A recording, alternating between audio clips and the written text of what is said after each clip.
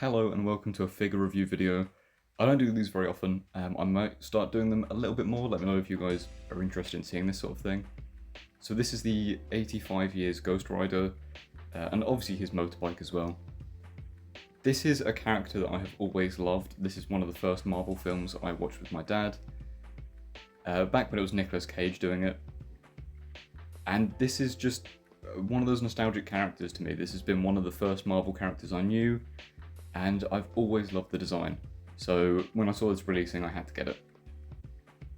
Now, first things first, you get obviously the motorbike, and there is some assembly required, but it's all very straightforward. So you slide the front on, as you can see there. Please do ignore the paint of my hands. I was working on a few customs at this point. And then you can just pop the handlebars on there. Fairly easy socket. You can see they're quite rubbery, which means it's quite forgiving trying to get him on there. But I maybe would like them to be a little bit stiffer than they are. Maybe more like this material here would have been a slight bit better, but I can see why they would have gone for the softer material. And then popping those, and you can see you've got the option for it to go straight up from the bottom as well. Different poses for those work different, so that works better for kind of just general riding around. This works better when you've got it posed up on its rear wheel. Obviously you've got these fire effects here as well. One does have a larger gap, that's for the back one.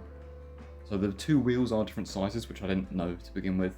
But yeah, they are different sizes. The back wheel is significantly wider. Then you've got the little flame effect piece here as well that plugs in. And on its own, it will stand up, but over time it'll probably fall over because obviously it's a rubbery plastic. But it holds very nicely with that rear flame effect piece as well.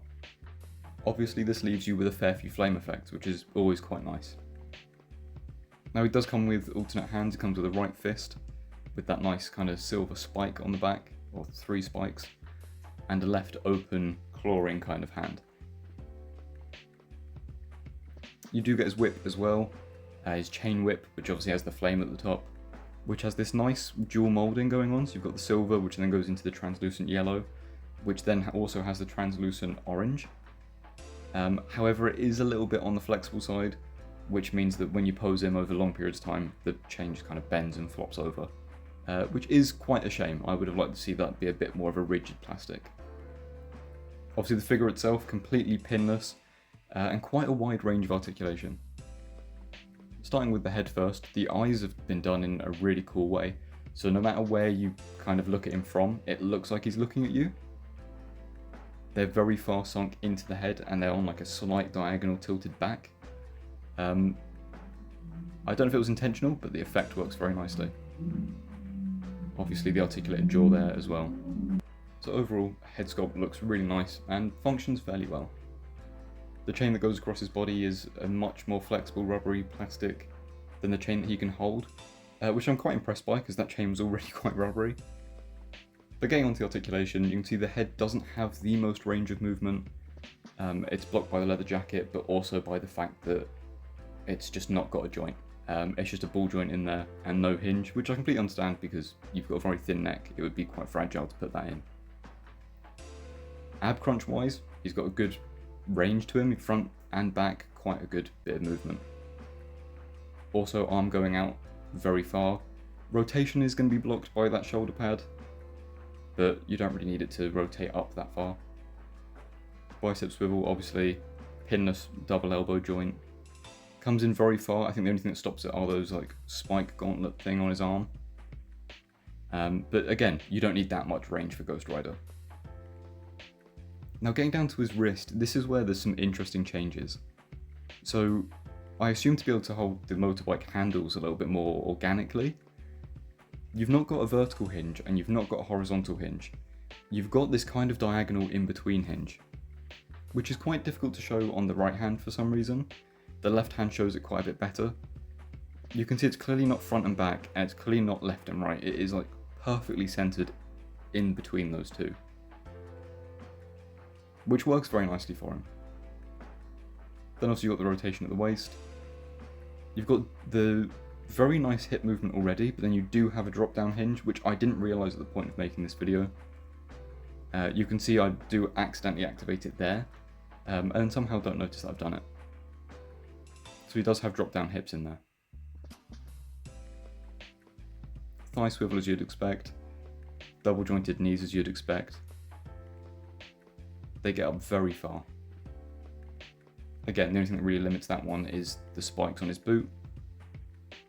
Boot cut, very nice. I like seeing a figure that's got boot cut built into it.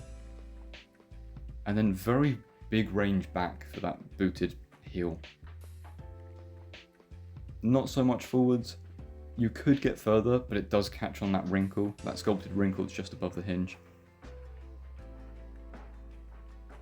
You can see that. I don't really know why. That's like the most prominent wrinkle on the side profile. I would have rather they just not sculpted that wrinkle at all, because it does very much hinder that range of movement. But you can see once you get past it, you do get some good movement.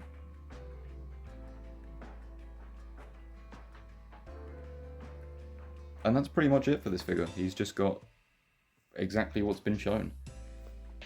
But that does mean he's got some incredible posing, and he does have a very nice presence with his bike, and with that chain whip. So as you've seen there, some great poses. Maybe could have been a little bit better done. The accessory wise, I do think that chain whip is way too rubbery. It's kind of a shame that it doesn't hold its pose. You can almost already see it bending, you can see it wobbling there. But overall, I love this. It's got some incredible detail. You can actually see in that wheel hub, there's a load of detailing, which really wasn't necessary, but very nice to have.